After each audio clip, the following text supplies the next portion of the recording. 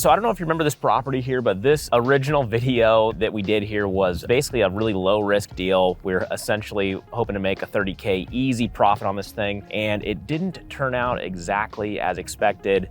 We're gonna walk through today. I'll get into why, get into all the numbers. First and foremost, this is a newer built house. We actually bought this thing at closure auction. It really didn't need a ton of work on the exterior, but the interior was pretty nasty.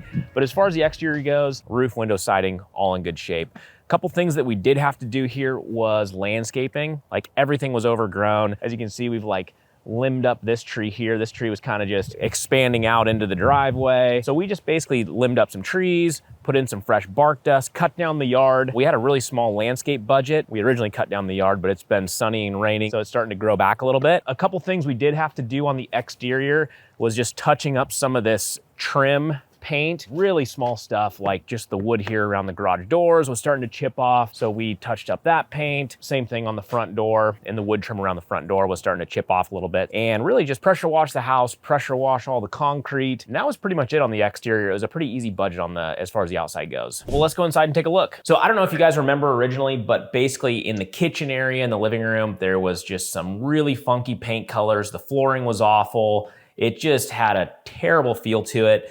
It's been completely transformed. It looks amazing. We'll get to that in a minute. But before we get into that, I just kind of want to tour you the rest of the house here. We're going to cruise upstairs. I'll show you some of the bedrooms, the master bedroom, bathrooms, things like that. I don't know if you remember, but right here, there was just the drywall was just pretty hammered. So we had to do some drywall repair here. In the stairwell here, I don't know if you remember, not only was the carpet disgusting, as you can see, we've put down all new carpet throughout. There was also in the stairwell here, there was big clunky like wheelchair access device that will haul a wheelchair up and down the stairs. We had to get that out of here. So that's all looking great. Originally, I had mentioned here in the laundry, there's this pass-through window here that goes down the stairwell here. We were talking about boxing this in and just framing over it, putting some drywall, but it was just an added expense that we really didn't want to have to do. So we left it the way it is. And I now kind of see the purpose a little bit because we're here on a sunny day, and that really is just to allow some more light from the exterior to get into this upper floor here. So we decided to keep it the way it was. As you can see, we did all new paint throughout, and it really brightened it up a lot. And we just did a white on white paint scheme. Nothing too crazy, but it just makes the house so much brighter. As you can see, we just repainted all the trim, all the walls, ceilings as well, just all one paint color. A lot of times you can keep it simple. You don't need to get creative depending on the type of house product and the area. You don't need to get fancy with your paint colors. Just spray it white. It just brightens the house up so much. So that's what we did on this one. So not too much had to be done in this bathroom.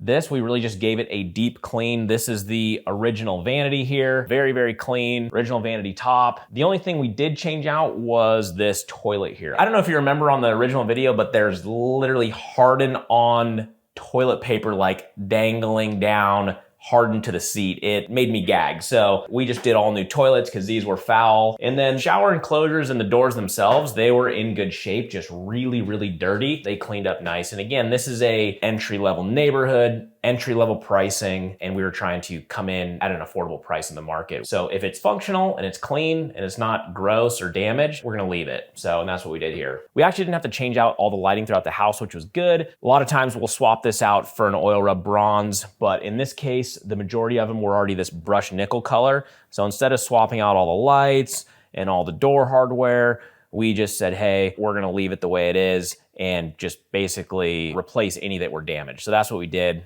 All the lighting stayed the same. And even the door hardware, we did have to swap out some things, but all the hinges, knobs, we just kept them as brushed nickel. One thing we did do to the bathrooms, in addition, we're just throwing in some basic towel bar kits. It's nothing crazy, but when we're staging it, gives us a place to hang some towels and make things look a little nicer. So for a basic towel bar kit where you get something like this, it'll usually come with another pan towel, and then also a toilet paper roll. You run around $100 for a kit like that. So all the doors and trim throughout were in pretty good shape.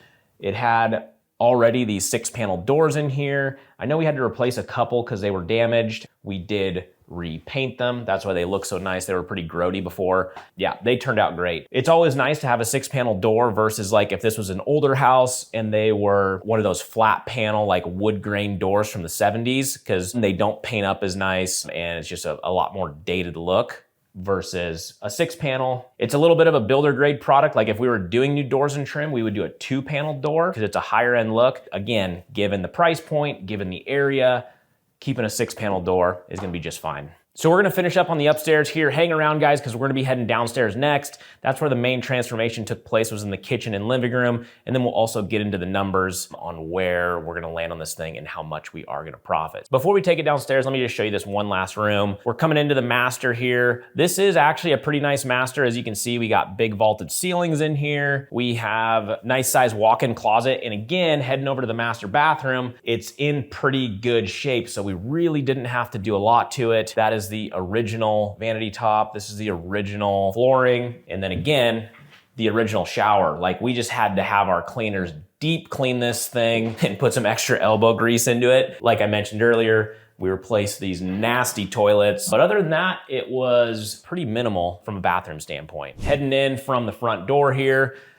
And again, bathroom, this is just the powder bath on the main floor. All we did here was new toilet. It was gross. Again, I don't know what it was with this place and toilets, but they were all nasty. And then I don't know if you can tell here, but in the entryway and throughout this whole main floor, we did this all new LVP flooring, which turned out awesome. In addition to that, if you remember, there was just some very weird paint colors in here. There might even have been some wallpaper up. We got rid of all that. Repainted wall ceilings and trim throughout the house, which really brightened up this room. And the flooring itself was also like a darker wood tone. This whole area feels very, very dark, where now it feels, it's light, it's bright. I'll sweep you around too, because this staging makes a world of difference just in how the room feels when we're photoing it, when a potential buyer is walking through as well. So, because last time I checked, most people aren't vampires and they're gonna want a much brighter space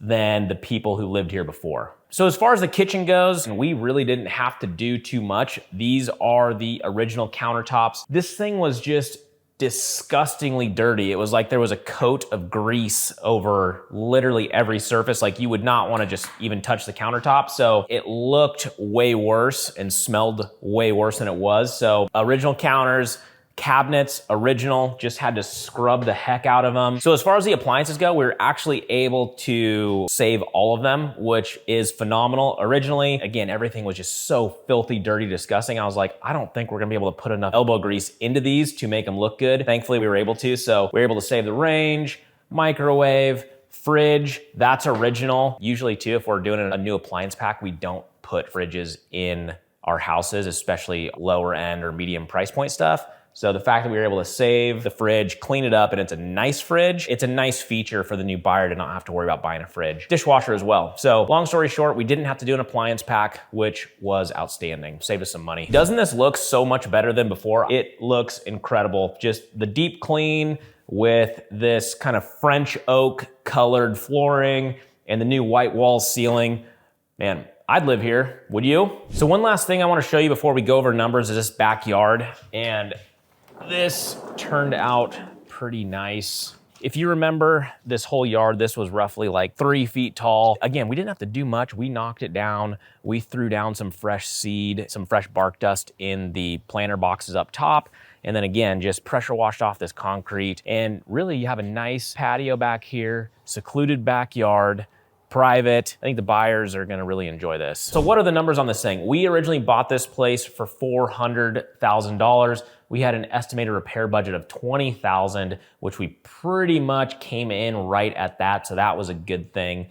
However, we had an ARV that we were hoping to hit that was around $480,000. Now, we took this thing to the market roughly 3 weeks ago.